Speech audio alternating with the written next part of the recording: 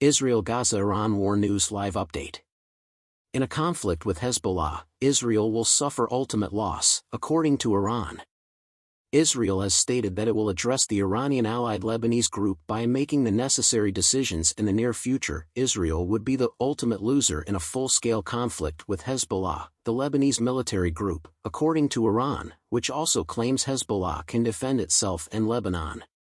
Concerns over a potential Israeli offensive in Lebanon were high when Tehran made its announcement on Friday. According to a social media post by Iran's UN mission, any hasty choice by the occupying Israeli regime to end the conflict could spark a new regional conflict, leading to the decimation of Lebanon's infrastructure and the occupied territories from 1948. Without a doubt, the Zionist regime will be the one to lose this conflict in the end. Maybe it's time for this illegitimate administration to be self-annihilated now that Hezbollah, the Lebanese resistance movement, can defend itself and Lebanon.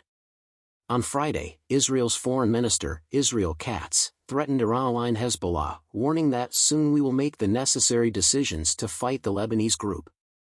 Israel has unwavering support from the free world as it fights the axis of evil, which includes Iran and radical Islam. Your battle is also our war, Katz declared. Hassan Nasrallah, head of Hezbollah, said this week that his organization will use its drones and rockets to strike targets all over Israel if the Israeli force invades Lebanon. With no restriction, no norms and no ceilings, he said Hezbollah would fight a battle. Moreover, Nasrallah threatened the European Union member island of Cyprus, which is located in the eastern Mediterranean, west of the shores of Lebanon and Israel. He claimed the organization has intelligence suggesting Israel is using Cyprus, a country with landscapes quite similar to southern Lebanon, for military drills. When asked about Israel's plans for using Cyprus's airports and bases for military operations in the event of a major war, Nasrallah said that the Israelis have already made plans. The resistance will deal with it as part of the fight, he stated without providing any details, since the Cypriot government has become a part of the conflict when the Israeli adversary uses Cypriot airports and facilities to target Lebanon.